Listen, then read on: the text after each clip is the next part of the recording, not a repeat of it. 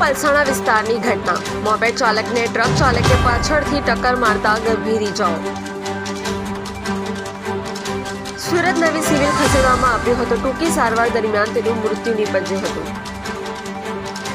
પલસાણાના Naida petrol pump પાસે પસાર થતા ટ્રક ચાલકે અડફેટે લેતા ગણેશ ધનસુખભાઈ રાઠોડનું મૃત્યુ.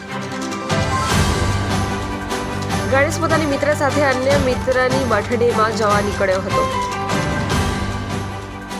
ટક્કરવાળી ટ્રક ચાલક ઘટના સ્થળેથી ફરાર.